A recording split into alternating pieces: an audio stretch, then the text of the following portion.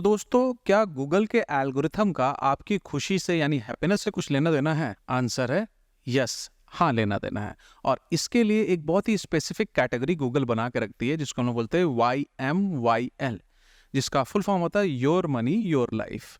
इसको सुन के लगेगा कि आपको पैसे के बारे में है और शायद आपके लाइफ के बारे में या हेल्थ के बारे में है, बट ये इससे कहीं ज़्यादा बड़ा है और हमें इसको समझने की ज़रूरत है कि ये क्या होता है और कैसे काम करता है। तो चलिए हम लोग स्टार्ट करते हैं व्हाइट बोर्ड से और देखते हैं कि ये कैसे काम करता है, इसका सॉल्यूशन क्या निकल सकता है।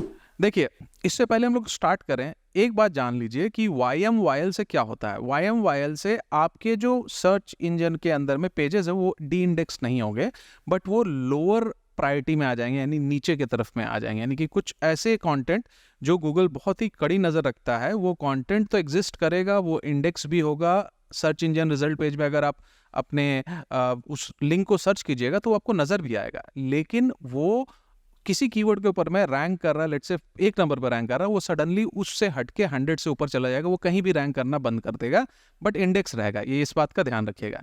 तो बहुत सारे लोग घबरा जाते हैं कि इंडेक्स नहीं होता, मतलब इंडेक्स से हट जाता है। ऐसा नहीं होता, इंडेक्स रहेगा, उसको हटाया जा सकता है और उसको कुछ हफ्तों के अंदर में ही हटाया जा सकता है। ऐसा नहीं है कि वो कई महीने लग जाएंगे, कुछ हफ्ते कुछ दिन के अंदर में भी उसको हटाया जा सकता है, कुछ कुछ उसमें करेक्शन करके। तो सबसे पहले समझते हैं कि YMYL होता क्या है और क्यों करता है गूगल। तो सबसे पहले YMYL का फुल फॉर्म मैंने आपको ऑलरेडी बता दी, योर मनी योर लाइफ। देखिए, हैप्पीनेस, हेल्थ, फाइनेंस, सेफ्टी, ये 4 चीज जो है जिसको गूगल बहुत प्रायोरिटाइज करता है लोगों का। इसको एक छोटे से एग्जांपल समझते हैं कि आपके आंख में बहुत जलन हो रहा है, आपने गूगल में सर्च किया कि भाई आंख में जलन हो रहा है, और आपको पहले ही एक वेबसाइट मिली जिस वेबसाइट में एक आई ड्रॉप है। उस आई ड्रॉप को आपने खरीदा और आंख में लगाया और आपकी जलन और बढ़ गई खत्म होने की जगह पे। तो अब ये यूजर जो है ये फिर कभी गूगल पे विश्वास नहीं करेगा और कभी भी वो सर्च नहीं करेगा, क्योंकि उसकी आंखें उससे प्रॉब्लमेटिक मतलब खराब हुई हैं। यही वजह है कि देखिए, गूगल का एक काम है कि उसके यूजर उसके पास बार बार आए, इसलिए हाई क्वालिटी रिजल्ट वो देना चाहता है। और ऐसी चीजें जो पोटेंशियली उनको हार्म कर सकती है, इनके ऊपर एक नजर रखनी बहुत जरूरी है। और 2014 से ही इन्होंने लॉन्च कर दिया था YMYL, बट बहुत स्लो चल रहे थे। अभी धीरे धीरे करके ये काफी ज्यादा तेजी में आ गया और उसके बाद EEAT एल्गोरिथम भी इन्होंने बनाया, जो कि वीडियो हम लोग ऑलरेडी बना चुके हैं में, उसको आप लोग देख सकते हो। एनीवेज, तो गूगल जो है, गूगल एज अ यूजर नहीं चाहता है कि वो जो भी लिखा है रैंक कर रहा है उसके यहाँ से आपको मिले, उससे आपको नुकसान हो। इसीलिए गूगल ने YMYL कैटेगरी को लॉन्च किया है, और ये मोस्टली आपके हैप्पीनेस, मतलब mostly health, finance and safety को, ये 3 चीज को देखता है जो आपके हैप्पीनेस के लिए रिस्पॉन्सिबल होती है। नाउ गूगल कैसे चेक करता है, क्या सिस्टम है? तो गूगल के कुछ क्वालिटी रेटर्स होते हैं। क्वालिटी रेटर्स एक फौज है, एक लोगों की फौज है, जिसको गूगल ने एक क्वालिटी गाइडलाइन देके रखा हुआ है, क्वालिटी रेटिंग का गाइडलाइन देके रखा हुआ है, जिसके ऊपर में वो जाके उसके बेसिस पे वो किसी भी कंटेंट को क्वालिटी, मतलब उसको वो रेट करता है। और उसको रेट बेसिकली मान लेता है कि अच्छा है, बुरा है, बहुत अच्छा है, एक्सीलेंट, ऐसे करके वो रेट करता है। ह्यूमन होता है। नाउ ये ह्यूमन लोग जब रेट करते हैं तो उसी के बेसिस पे गूगल फिर आपको YMYL के कैटेगरी में डालता है और बाहर करता है। इनका 2 काम है, एक तो है कि एवेल्यूएट करना कि वो जो कंटेंट है या पीस ऑफ कंटेंट है, क्या वो उस लायक है कि नहीं है, नंबर 1। नंबर 2, आपको ये अभी जो गूगल के नए AI सब आए हैं उनको ट्रेन करते हैं, मतलब वो जो डेटा पॉइंट वो लोग बता रहे हैं, ह्यूमन डेटा पॉइंट बता रहे हैं, इंसानी दिमाग से ही वो ट्रेन होते हैं। और इन्होंने बहुत ही सॉलिड एक गाइडलाइन बनाया, जो कि कुछ साल पहले लीक भी हो गया था, और उसमें क्या क्या क्वेश्चन से वो सारी की सारी चीज़ें लोगों को पता चली गई थी। उसके बाद गूगल ने अपडेट किया।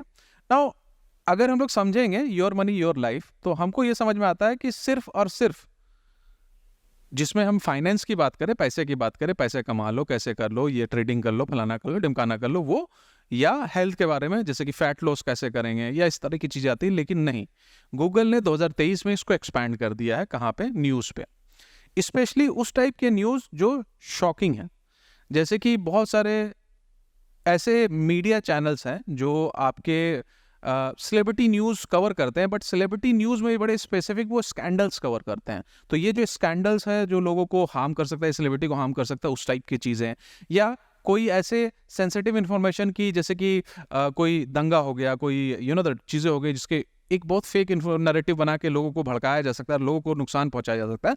उन सब चीज़ों से को गूगल क्वालिटी रेट के अंदर में उन्होंने डाल दिया है, वैसी चीज़ों को, सारे न्यूज़ को नहीं। लॉ ऑफ कोर्स, कानून, गलत किसी को पता चल गया तो उसको मिसयूज करके, या बेसिकली वो बहुत अपने आप को फ्री समझेगा। कुछ दिन पहले एक व्हाट्सएप पे बहुत न्यूज़ फैला था कि सेल्फ डिफेंस में आप 5 लोगों को मार दीजिए, कोई दिक्कत है नहीं, कुछ नहीं है। लेकिन ऐसा नहीं है, लॉ कुछ और कहता है, राइट? तो वो एक लॉ जो होता है उसका भी करेक्ट इन्फॉर्मेशन होना ज़रूरी, ये भी इस कैटेगरी में आता है। हेल्थ ऑफ कोर्स आता है, क्योंकि हेल्थ डायरेक्टली, जैसे मैंने आपको आई ड्रॉप वाला एग्जांपल बताया, ऐसे बहुत सारे एग्जांपल है कि डायबिटीज़ के हैं, इसके हैं, उसके हैं, बहुत सारे हैं। लेकिन इतना जान लीजिए कि हेल्थ के अंदर में एक्सरसाइज को या योगा वगैरह को उतना ज़्यादा कड़ी नज़रों से नहीं देखता है जितना दूसरी चीज़ नुकसान करते हैं उनको देखता है। उसके बाद फाइनेंस के अंदर में ऑफ कोर्स जो पैसा वैसा बनाने का, और आजकल कुछ कुछ शॉपिंग आ गया है। शॉपिंग को इसलिए तो गूगल ने डाला है क्योंकि बहुत सारे ना फेक शॉपिंग वेबसाइट्स खुल गई हैं, और वो फेक शॉपिंग वेबसाइट्स आपको फाइनेंशियली, यानी कि फाइनेंशियली नुकसान करती है। तो अल्टीमेटली अगर आपने सर्च किया पंजाबी ड्रेस ऑनलाइन और कोई टॉप पे रैंक कर रहा है उस वेबसाइट में, आपने पंजाबी ड्रेस किया, वो आप तक कभी पहुंचे ही नहीं, तो ऐसी वेबसाइट को गूगल क्या करेगा कि ऐसी वेबसाइट गूगल को नुकसान करेगी, क्योंकि आपको फाइनेंशियल नुकसान हुआ, आप दोबारा गूगल से नहीं सर्च करोगे। तो ऐसी वेबसाइट के अंदर में भी YMYL गूगल नज़र रखता है अपने क्वालिटी रेटर्स के थ्रू, और वो सिग्नल्स तलाशता है कि क्या ये सही है कि नहीं है। उनके अपने सिग्नल्स, बहुत सारे सैकड़ों क्वेश्चन उसके अंदर में वो तलाशता है। तो इस तरह की वेबसाइट भी अब आ गई है, शॉपिंग भी वेबसाइट अब आ गई है, और ये अभी नंबर बढ़ेगा। अगर फेक वेबसाइट वाला चीज़ें नहीं घटती है तो ये नंबर अभी बढ़ेगा। एनीवेज, इसका सॉल्यूशन क्या है? ये तो हो गया कि क्या प्रॉब्लम है, कैसे होता है, कौन कौन आते हैं, ये आपको समझ में आ गया। आपको सॉल्यूशन क्या है? तो सबसे पहला सॉल्यूशन है क्वालिटी बैकलिंक्स। क्वालिटी बैकलिंक्स की बड़ी बड़ी वेब एप्लीकेशन में आप बैकलिंक्स बना सकते हो, फोर्ब्स के अंदर बनवा लो, है ना।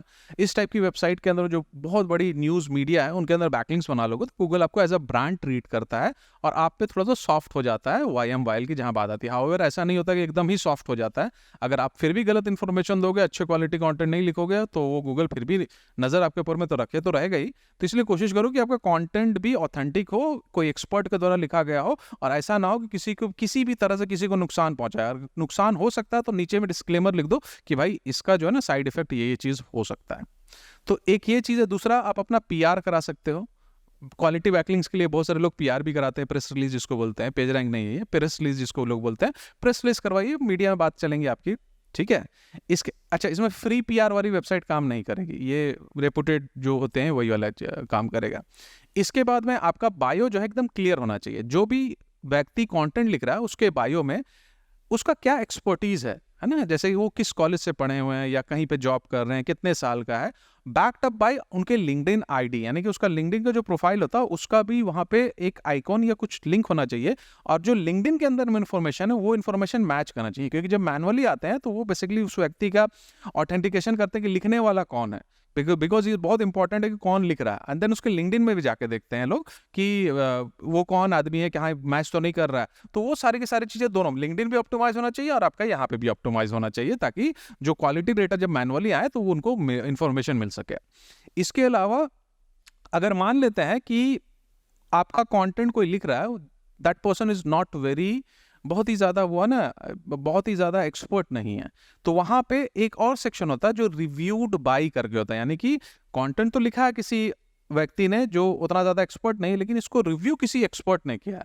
तो ये रिव्यू बाई वाला जो पर्सन होता है, एक नंबर 1 कि इसका स्कीमा के थ्रू हम मार्कअप करते हैं कि कंटेंट इसने लिखा है but reviewed by that person, और उसका भी बायो बहुत अच्छे तरीके से बनेगा। इसका बहुत अच्छा एग्जाम्पल है, जब आप 1mg में जाओगे, 1mg में कोई ऐसी मेडिसिन सर्च करो जो मेडिसिन प्रिस्क्रिप्शन में मिलती हो, लेट्स से टैग्रिसो, कैंसर की दवाई है, TAGRISSO, आप सर्च करो, तो वहां पे जब कंटेंट देखोगे तो उस कंटेंट को लिखने वाला व्यक्ति का नाम और उसको रिव्यू किसने किया है वो भी वहां पे लिखे रहता है।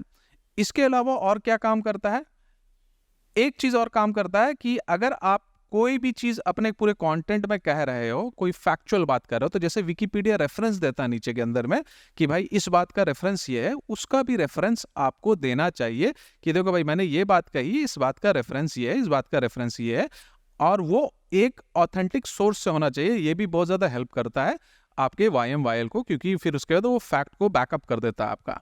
और एक चीज और है जो आपको करना चाहिए, जो यहाँ पे लिखा नहीं है, वो है आपका एडिटोरियल, है ना, गाइडलाइंस।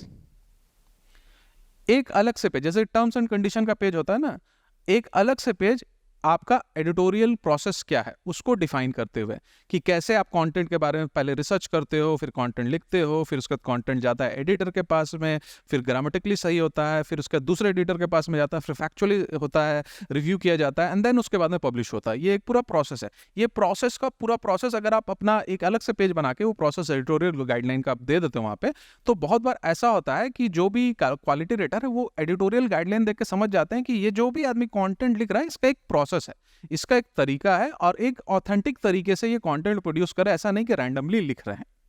करेक्ट। तो ये भी बहुत ज़्यादा हेल्प करता है आपको एडिटोरियल। आपको ये एडिटोरियल आपको 1 mg में भी मिल जाएगा, और बहुत सारे मेडिसिन की और भी वेबसाइट्स है, क्योंकि ये YM वाइल में पढ़ती इसलिए मैं आपको मेडिसिन फार्मेसी के एग्जांपल दे रहा हूँ, वहाँ पे भी आपको मिल जाएगा, आप वहाँ से भी इंस्पिरेशन ले सकते हो।